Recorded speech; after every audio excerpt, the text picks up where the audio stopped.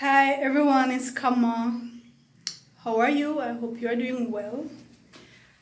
Well, um, I'm just coming back from the doctor.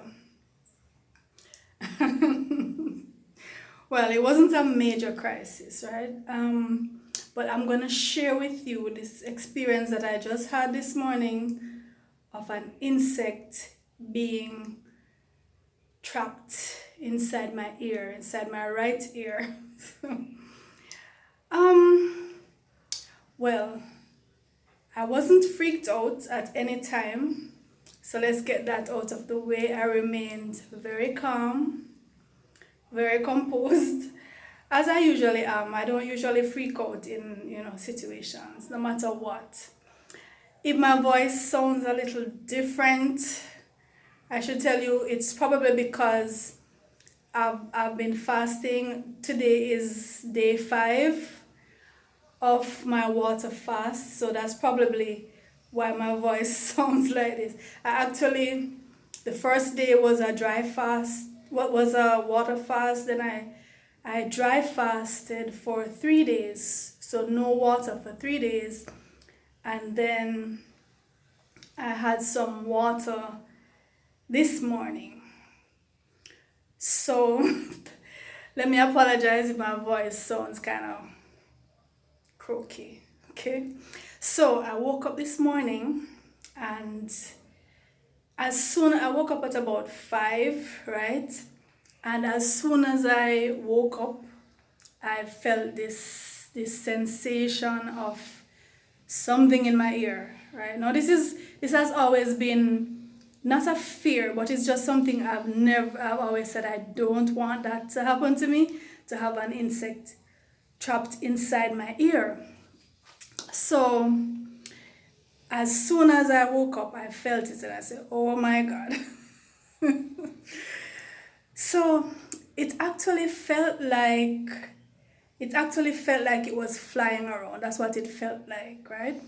Like it was deep inside my right ear, flopping around. And I would say, okay, it seems like a flying insect. I thought it didn't feel very big, right? That's what I was telling myself all this time. It didn't feel very big. It was either crawling around or flying around. That's what it felt like. So I didn't freak out, as I said. Usually 5 o'clock in the morning, that's when as soon as I wake up, I do my meditation, my devotion. So I said, you know what? I'm going to press my ear. I think I used my thumb, and I pressed my ear, and I said I'm going to cut off the air supply and that should kill whatever is in there, right? So I pressed my ear. I had my thumb against my ear. For the duration of my devotion, which usually takes about 20 minutes, right? So I said, okay, this should stop. Whatever it is, this should stop it. But after my devotion, I realized the sensation. It was like it stopped for a while, and then it would start back, right? Stop for a while and start back. I said, okay, this thing is not dead. It felt like it was still flopping around. So I said, okay, the next thing is to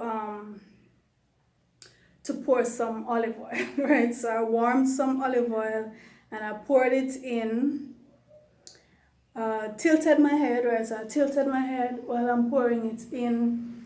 And if you see me sweating, guys, I'm actually in a room where there's no fan, and as you can see, the windows are closed.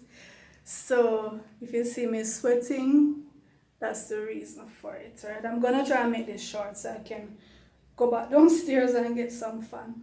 Right, so I poured up the olive oil and tilted my head, and then I tilted it down, to try and circulate the oil. And After a while, as I listened, or I was trying to feel, but that wasn't working either, because after a while I felt this insect again, like burrowing into my ear canal or flying around or something. It was still moving inside. I could feel it deep down, right? So I said, okay, I'm gonna pour some more. And I did that. I poured some more, tilted my head for it to go down into the ear canal. And I think I waited another maybe 10 minutes, right? Because I know, all right, if an insect is trapped in your ear, what you want to do is to kill it at least. If you can't get it out, at least kill it so it doesn't do any damage. That's my rationale, my reasoning. Which is true, because some insects, some of them will bite, some will sting, some are very poisonous and can actually kill you with their poison depending on what the insect is. As well as they can cause infection if they're left there, or they can do damage to your eardrum trying to burrow. They're pretty much, their backs are against the wall, so they're going to be trying to get out. So when most animals, their backs are against the wall, they're going to become very desperate. So they will be actually burrowing through your eardrum trying to get out. That way, if they can't get out one way. So another thing with blocking off the ear, as I tried before, it might move the insect further down to the entrance where it can crawl out, because blocking the ear, they're going to go back to the source where they can get more air. So I was hoping it would crawl back down. So after I poured the second oil, there was no movement after that. I figured it was dead. So I actually, after my devotion, I go and do my laps, 10 laps around the field. So even though I'm fasting, yes, I still do my 10 laps. So I said, you know what, I'm not going to let this thing freak me out. I'm going to do my laps. And I did that. So I went, I did my laps, came back, and I actually showered, and I said, okay, it's not moving, but I need to get it out, because it wasn't coming out when I was draining, holding my head back. So I said, one more time, I'm going to put some oil. So I did that, and I actually lay down on the right side because I wanted it to drain out, hopefully, with the insect. Put a paper towel, right? So I put a paper towel right on my ear, and I laid. I was listening to a video, and the video was 1 hour long. So I said, okay, after 1 hour, this thing should come out. I knew that it was dead because it wasn't moving. It was at least immobilized, right? So I lay there on my right side, and guys, I'm sweating so much. I didn't realize I'd be sweating so much up here.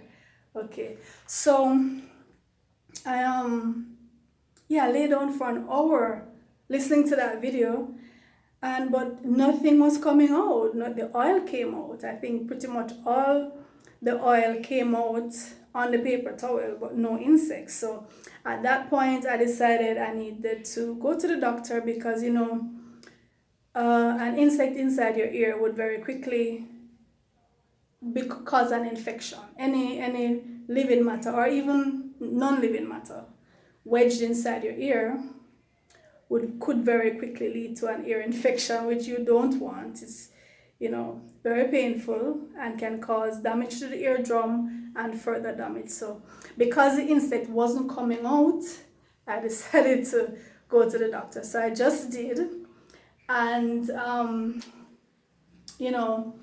the nurse suctioned my ear canal, my right ear, and after about this first or second suction, I think she used water and hydrogen peroxide. The ant came out, and actually when the doctor examined my ear, he told me it was an ant, a small ant. Let me show you this little guy who caused so much trouble. This is the guy, okay? You can't see him very well now because he's squashed. He got, the irrigation and all of that. He's pretty much squashed, but it's a typical black ant, your typical ant that you find around the house, right? The garden. Yeah, that typical little black ant. So he came out. So I was asking the doc, did I do anything wrong in using the oil? He said no. Once it's clean, olive oil, there was nothing wrong in that. It did kill the ant, right? So yes, it did kill the ant. And I was asking him also, why didn't cutting off the air supply kill the ant? And he said, well, because the ant is so small, he does not need as much oxygen. So he could have stayed in there for a pretty long time, even with me cutting off the air supply. And also remember, ants live underground. I mean, at the time I didn't know what it was, what kind of insect it was. So my logic was, this is alive, it needs oxygen, I'm going to cut off the air supply. But the doc was saying, with tiny insects like that, they don't need a huge amount of oxygen to stay alive. I remember, ants live underground. Right, if it was a bigger insect, he said, then maybe cutting off the air supply could have at least moved it further down, hoping, it could crawl out, or you could get a tweezer and ask someone to take it out. But with the ant, he said I could have been there for quite some time until my thumb got tired. Right, but he said I did the right thing. I did what I could have done. It's just, and usually the oil will dislodge and let the insect flow out. Just that in this case, maybe because he had gone so far in, because it felt like I knew it was really deep inside, and it felt like he was burrowing or moving about. Actually felt like he was flying, but the sensation could cause you to think that, right? Clearly this ant has no wings, so he wasn't flying, he was crawling about. So I said, Doc, what are the chances of this happening twice in a person's life? He was just there making fun of the whole thing and laughing. So he was saying, well, it could happen at any time to anyone. Insects get trapped in the air all the time. So, I stayed calm, I didn't freak out at all. No, this little fella here just removed 4,000 Jamaican dollars from my purse. Okay, so this guy just removed 4,000 Jamaican dollars from my purse. 2,005 for the visit and 1,005 to suction him out. I have health insurance, I have my health card, but it's in one of my many bags, and I did a preliminary search and it wasn't coming up, so I just went ahead to the doctor. 4,000 Jamaican dollars. This guy, cute as he is, although you can't see much of him now, but pretty cute, still cute. Marcus Garvey said, if you're going to be a corpse, try to be a good-looking corpse. This is a good-looking corpse. I prefer him dead right now than boring into my ear. Right, so I'm just sharing that with you guys, making light of it. But you have some far more dangerous insects that could find their way. I mean, they're just crawling about, they're hunting for food, they're doing their stuff, they're living. And they're tiny, they get into holes and they think it's they think it's somewhere else.